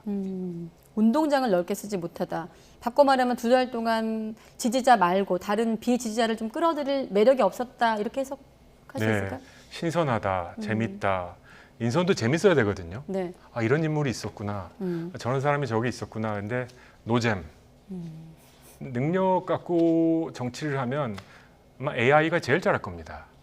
인간이 하는 정치인 업이라 재미 요소가 있어야 되고 또 우리 청년들이 보는 신선함들이 있어야 되는데 인선에서는 굉장히 그런 면이 아쉬웠고 개혁 의제도 뭐가 나오는지 아직 모르겠다. 이런 생각을 갖고 있습니다. 노잼이라고 하셨는데 누굴 쓰면 좀 신선할까요? 조정은 의원님을 쓰시면 신선하다고 평가하실 것 같은데요. 여러 가지 위기들이 복합되어 있는 것 같아요. 당내 뭐 이준석 대표도 아까 나오셨지만 내홍도 있고 그리고 인선의 문제도 계속 실패가 반복되고 있고 실수를 인정하지 않는 모습들도 있고요. 뭐 실언 문제 그리고 특히나 이렇게 경제 상황이 엄중한데 계속 어떤 잘못된 경제정책, 노동정책, 그리고 어제는 에너지 정책까지도 좀 국민들이 공감하기 어려운 방향으로 정책들이 나오고 있다고 생각합니다. 그런데 이 모든 것의 원인을 나타내는 한 이제 대통령의 발언이 있으셨어요. 네. 제가 생각하기에는 그 나토 가시면서 비행기 안에서 기자들하고 대화하실 때 네. 그때 기자들이 윤 대통령한테 어떤 마음으로 오셨냐 이렇게 물어봤어요. 근데 그때 윤 대통령의 대답이 뭐 특별한 마음가짐이 있겠냐라고 하셨거든요. 그런데 특별한 마음가짐이 없는 사람이 나토 회의에 가면서 대통령 자리에 앉아 있어야 된다고 국민들은 생각하기 동의하시기는 어려울 것 같습니다. 그래서 국정 운영에 대해서 이런 어려운 민생 상황에 대해서 특별한 마음가짐을 갖고 이런 국정에 임하고 있지 않기 때문에 이런 총체적인 위기들이 발생하는 거라고 저는 좀 진단하고 싶습니다. 네, 그런 특별한 마음가짐은 도어 스태핑, 출퇴근길의 어떤 문답 과정에도 필요할까요? 최근에 대통령 발언이 도마에 올랐는데 한번 대통령 발언도 한번 들어보시죠. 뭐 과거에 민변 출신들이 아주 뭐 도배를 하지 않았습니까? 과거 일부터 수사가 이루어지고 그리고 또 좀 지나고 나면 현 정부 일도 또 수사가 이루어지고 하는 것이지 뭐 민주당 정부 때는 안 했습니까? 전문성과 역량이 저는 가장 중요하다고 보고 우리 정부에서는 그런 점에서는 빈틈없이 사람을 발탁했다고 저는 자부하고 전 정부에 비교할 바는 아니라고 생각합니다.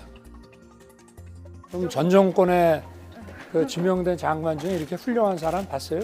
대통령님, 지금 이 반복되는 문제들이 보다 사전에 충분히 검증 가능한 것들이 많았거든요. 이게 다른 정권 때하고 한번 비교를 해보세요. 사람들의 가질이나 이런 것들. 뭐 전 정권 언급한 것도 있었지만 또 이런 대통령의 어떤 질의응답 과정을 보면서 진중권 교수가 오늘 그런 얘기를 했더라고요. 야당 대하듯 하다 기자들을 뭐 그런 표현도 썼는데 어떻게 보셨어요? 도어 스태핑 이게 보통 내공이 아니면 할 수 없는 정치 행위입니다. 기자들에게 뭐 질문을 심어 놓는 것도 아니고 근데 그걸 하셨다는 건 굉장히 좋다고 생각하는데 네. 한 박자 한 템포 좀 삭히고 발언을 하셨으면 어떨까. 지금 2달째 도어 스태핑에서 득점을 많이 하셨을까 실점을 많이 하셨을까 한번 진지하게 고민해 보실 필요가 있다 생각하고요. 네. 전 정권에 비교하는 것은 실점 포인트다. 왜냐하면 국민들이 투표해서 선택하셨거든요. 전 정부보다 나을 거다라고 선택하셨기 때문에 전 정부와 비교해서 낫지 않냐라고 하는 건 뽑아주신 분들에 대한 예의가 아니라고 생각합니다. 기준을, 스탠다드를 거기다 세우지 마시고 뽑아진 분들의 기대치에 부합하는가. 그 부분 실력과 능력 플러스로 저는 통합의 메시지가 반드시 필요하다고 생각합니다. 이렇게 분열된 정말 사상 초유로 분열된 대선 결과를 놓고 승자가 통합의 모습을 먼저 보이지 않으면 패자는 나가기 어려운 상태지 않습니까? 소위 중도에 제가 중도 정치를 하는데 중도에 계신 유권자분들은 다들 지금 불안불안해하는 거죠. 과연 윤석열 정부가 중도까지 포함하려는 그런 정치와 메시지를 하겠느냐. 네. 그래서 그런 면에서 도어 스태핑을 계속 활용하시되 좀 더 신중히 그리고 기준을 좀 다르게 잡아주셨으면 좋겠다는 제안을 드립니다. 네, 지금 기습 발언이라고 화면 나가고 있는데 조 의원께서 말씀하신 어떤 한 템포 있다 말은 발언과 좀 연결돼서 한번 기습 발언이란 말이 좀 눈에 들어오는데 의원님은 어떻게 보십니까? 사실 이런 발언 논란은 대선 경선부터 시작했던 어떤 대선 국면에서도 발언에 대한 관리 어떤 이런 지적이 많았거든요. 네, 그렇죠. 그건 야당의 후보였기 때문에 기능한 측면이 있었다고 보고 조정훈 의원님이 지적하셨지만 이제는 대통령이 되셨어요. 근데 남 탓하는 대통령을 우리 국민이 참아줬으면 이제 문재인 대통령이 그 민주당 정권이 연장이 됐겠죠.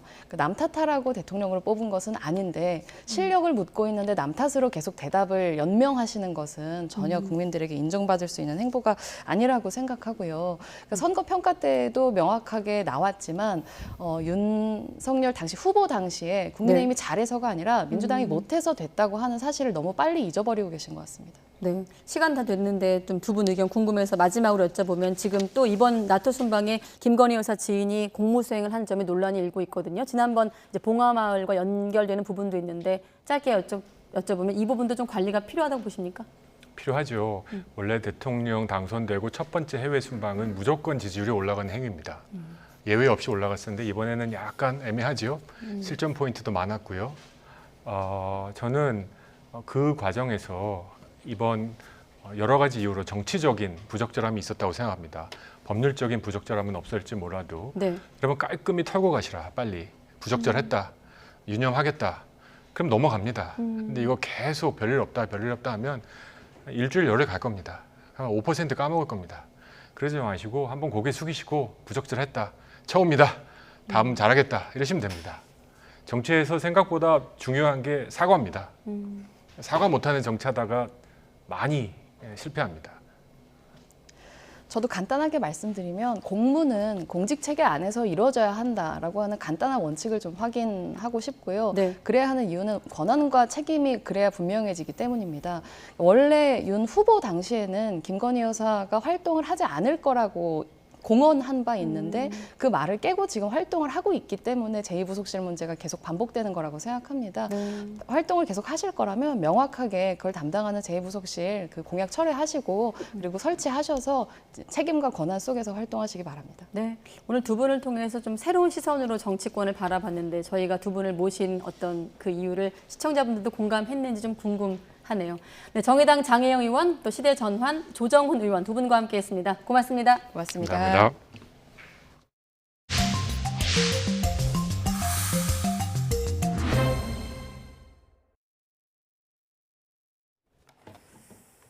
네, 문재인 정부의 소득 주도 성장 설계자죠.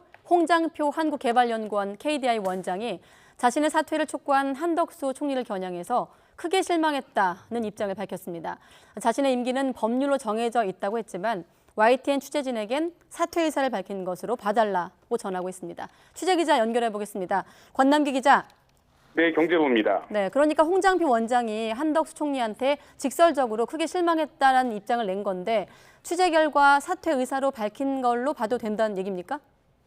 네, 그렇습니다. 홍장표 KDI 원장이 오늘 입장문을 냈습니다. 자신의 거취를 언급한 한덕수 총리에게 크게 실망했다는 건데요.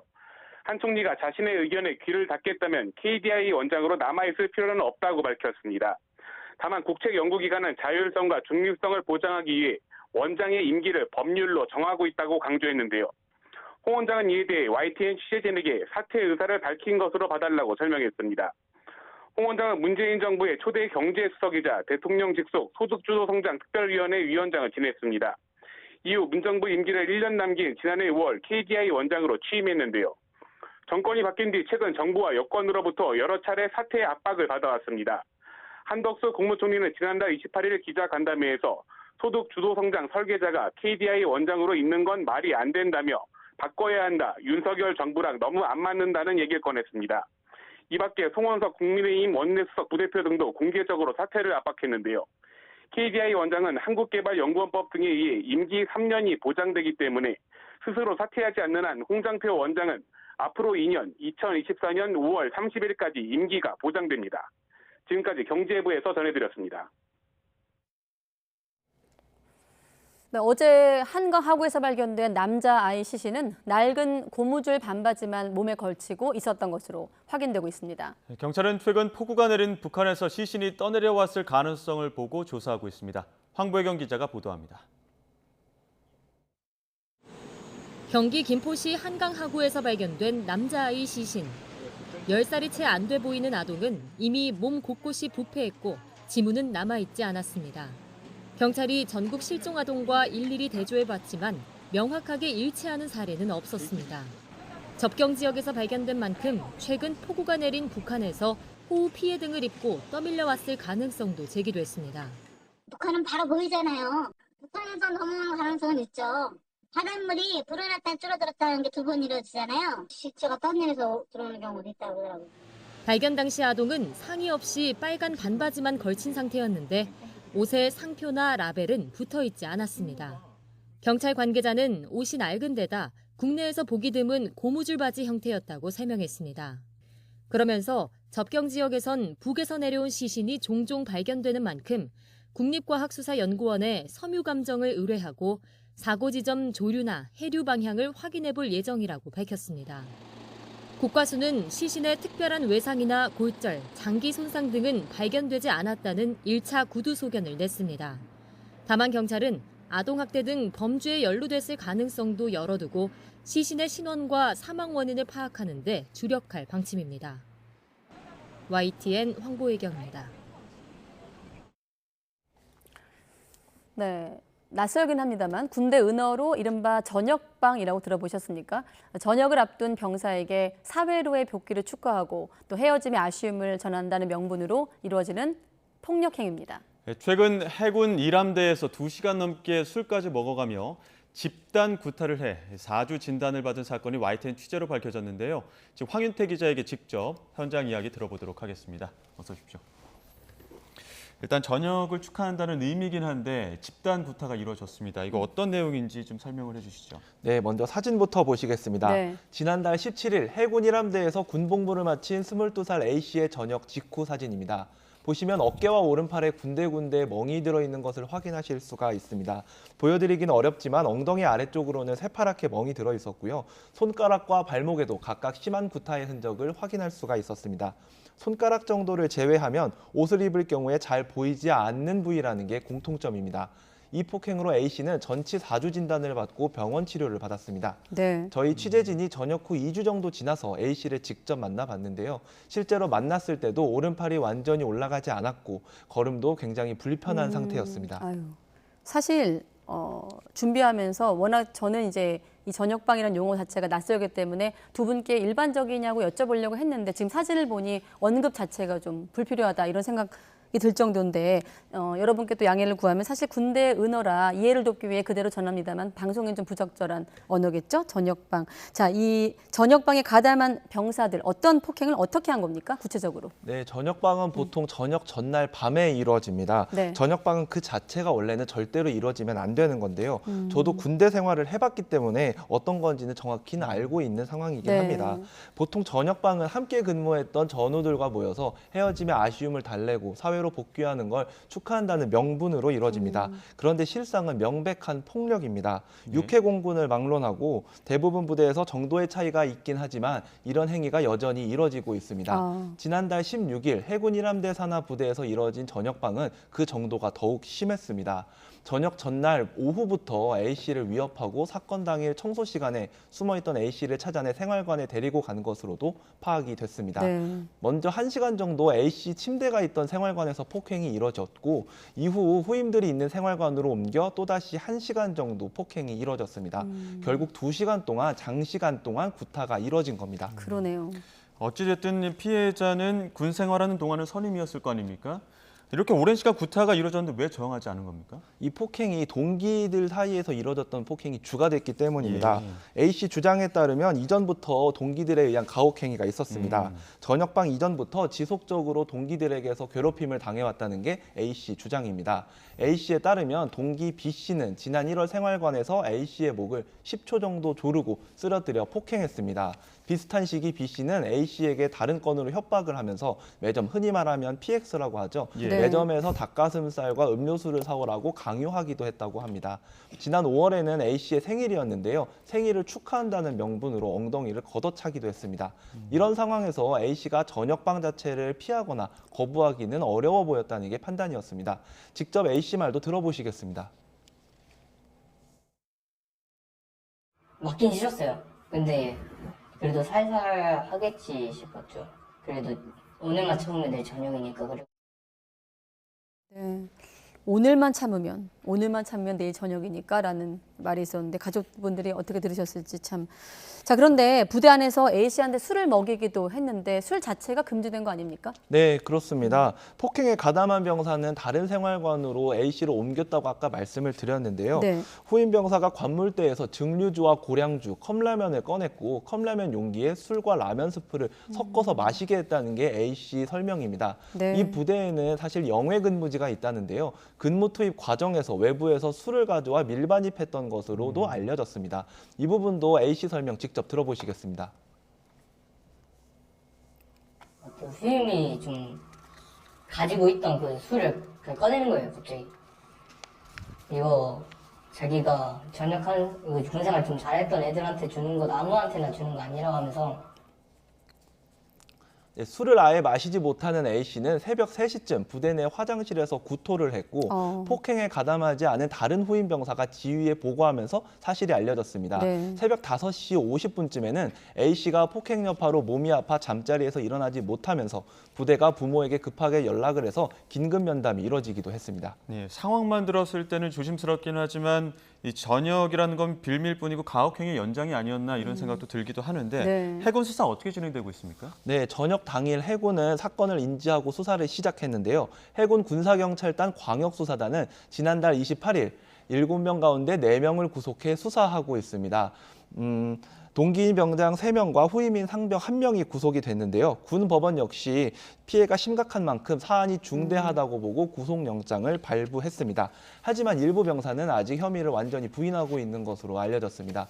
구속 상태로 수사가 진행되는 만큼 군사경찰단은 내일 안에 이들을 군 검찰로 송치할 예정입니다. A씨는 저녁 전날 이전에 폭행과 관련해서도 처벌해달라며 고소장을 이미 접수한 상태입니다. 해군 관계자는 수사가 진행 중인 사안이라 자세한 답변은 어렵다면서도 엄정하게 수사에 조치하겠다고 밝혔습니다. 네, 뭐 들어보면 전역방 그 자체가 국내 악습이고 폭력인 게 명백한 사실입니다. 예, 네. 알겠습니다. 여기까지 듣도록 하겠습니다. 지금까지 사회일보 황윤태 기자와 이야기 나눴습니다. 네, 고맙습니다. 수고했습니다.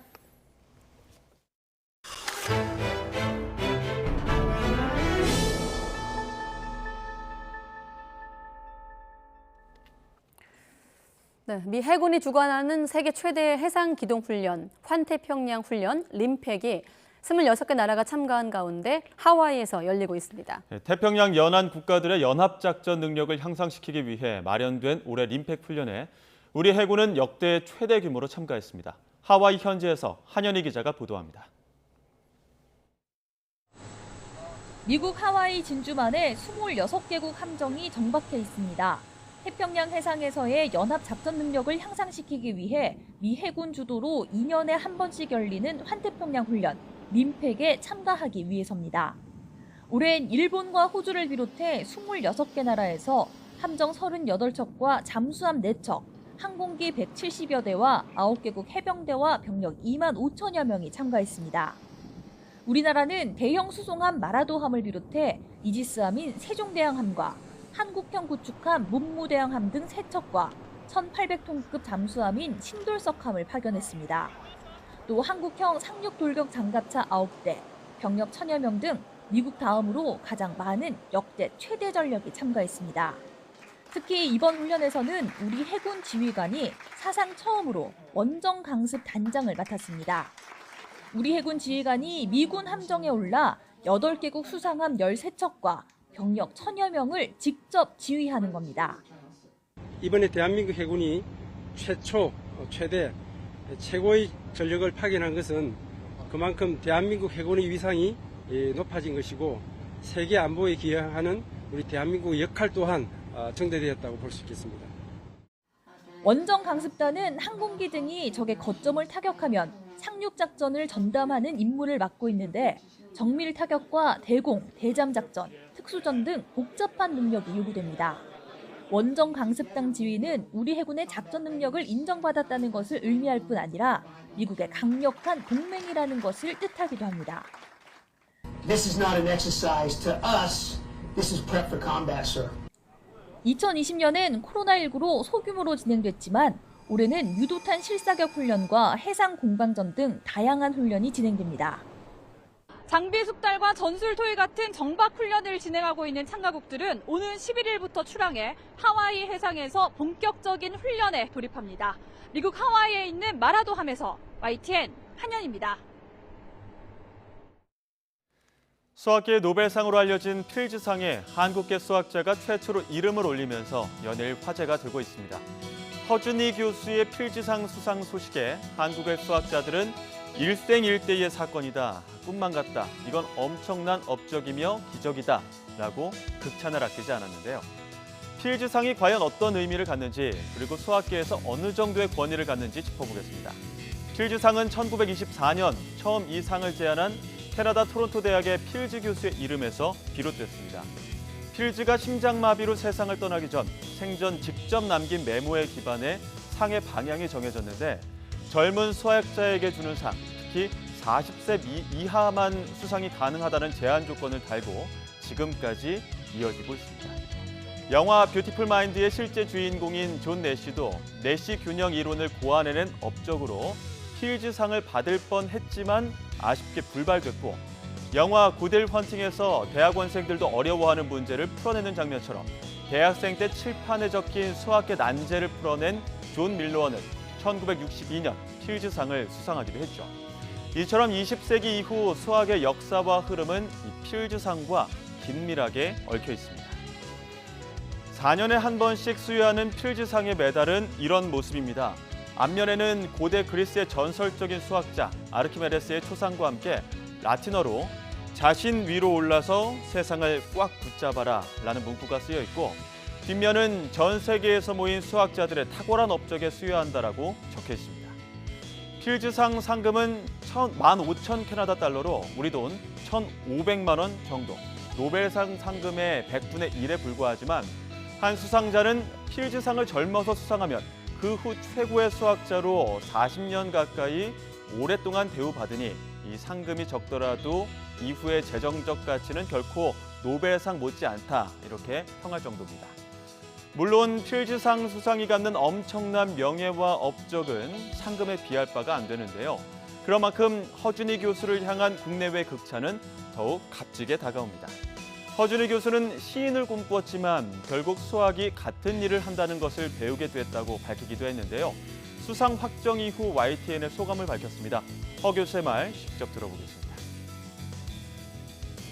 네, 기분 좋죠. 네, 부모님이 특히 기뻐하실 생각에 저도 마음이 좋고, 일단 빨리 서울 가서 친구들한테 자랑할 생각에 들뜬 마음도 들고, 근데 젊은 학자에게 상을 주기 시작한 취지는 이제 30대에 상을 줘서 이제 40대, 50대에 뭐 특별한 뭐 경제적인 욕구나 아니면 명예욕에 휘둘리지 않고 순수한 마음으로 온 힘을 다 쏟아부어서 연구를 착실하게 진행해 나갈 수 있도록 하는 기반을 만들어준다.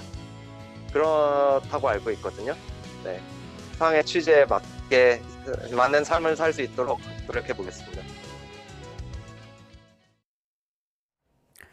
네, 미국 독립기념일 행사 중에 총기를 난사한 40여 명의 사상자를 낸 범인은 여장을 하고 도망가는 등 범행을 치밀하게 준비한 것으로 나타났습니다. 김진호 기자입니다. 총기 난사범 로버트 크리모 3세가 여장을 하고 현장을 빠져나가는 모습입니다. 범행 후 군중 속에 숨어 현장을 탈출하기 위한 의도로 풀이됩니다. 범인은 이처럼 범행을 치밀하게 준비해온 것으로 조사됐습니다. We continue to work with our federal partners to understand every aspect of this well-orchestrated and carefully planned crime. 과거 살해 위협과 자살 기도로 가족이 신고해 경찰이 크리모의 집에 2차례 출동한 이력도 드러났습니다. 2019년 출동한 경찰이 흉기 16자루를 수거했지만 체포되지는 않았고, 이후 합법적으로 총기 여러 개를 구매한 것으로 나타났습니다. 크리모는 이 총으로 시민들을 향해 70발을 난사해 현재까지 7명이 숨졌고 35명 이상이 다쳤습니다. 현지 검찰은 크리모를 일단 7번의 살인 혐의로 기소했습니다. These are just the first of many charges that will be filed against Mr. Crimo. I want to emphasize that. There will be more charges. 수사당국은 크리모가 단독으로 범행을 저지른 것으로 보고 범행 동기 파악에 주력하고 있습니다. YTN 김준호입니다.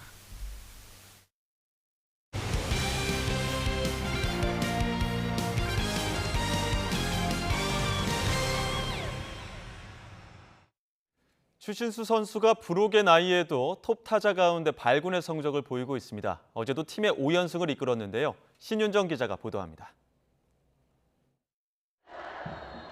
3대3으로 맞선 9회 말 투아웃. 주자 없는 상황에서 타석에 들어선 1번 지명 타자 추신수. 롯데 마무리 김원중의 포크볼을 밀어쳐 그대로 왼쪽 담을 넘기며 경기를 끝냅니다. 홈팬들과 정용진 구단주, 가족들 앞에서 터뜨린 한국 무대 첫 끝내기 홈런입니다. 통틀어서 아마 최고로 좀 짜릿한 경기였던 것 같아요. 저희 딸이 한국말로 문자를 보냈더라고요. 잘했다. 아빠 잘했어요. 뭐 나는 아빠의 넘버원 팬이라고. 이제 그거 보고. 시즌 초반 1할 후반대 타율에 머물던 추신수는 지난달 3할 1푼 4리를 때리며 완전히 감을 잡았습니다. 최대 강점인 공을 골라내는 선구안도 여전해 전체 타자 가운데 3위에 해당하는 높은 출루율을 기록하고 있습니다. 1회 선두 타자로 선제점을 뽑아낼 수 있는 능력도 10개 구단 1번 타자 가운데 독보적입니다. 지난 겨울 왼팔 수술을 받은 뒤 재활을 이어오고 있는 부록의 추신수. 외야수로 복귀하는 후반기 더욱 뜨거운 활약을 예고하고 있습니다. YTN 신민정입니다. 전국적으로 33도 안팎의 무더위가 이어지고 있습니다. 대기가 불안정해지면서 오늘 밤까지 내륙 곳곳에 소나기가 지날 수 있겠습니다. 절기 소서인 내일은 전국에 장맛비가 내립니다. 비가 내리며 기온이 일시적으로 낮아지는 곳이 있겠지만 습도가 높아서 실제 체감하는 더위는 여전하겠습니다. 모레까지 경기 북부와 강원 북부에 최고 150mm 이상, 수도권과 강원도에도 최고 100mm의 많은 비가 예상됩니다. 특히 일부 지역에서는 벼락과 돌풍을 동반한 국지성 호우가 쏟아질 수 있어 주의하셔야겠습니다. 밤사이 최저기온이 25도를 웃돌며 열대야가 나타나겠습니다. 서울 27도, 대전 26도가 예상됩니다. 내일 낮 동안에도 후텁지근하겠습니다. 서울 29도, 대전 33도, 대구 34도가 예상됩니다. 주말에는 장맛비가 잠시 소강 상태를 보이겠고요. 다음 주 초반에는 전국에 강한 집중 호우가 쏟아질 전망입니다. 날씨였습니다. 가장 빠른 종합뉴스 뉴스큐 마치겠습니다. 시청해주신 여러분 고맙습니다.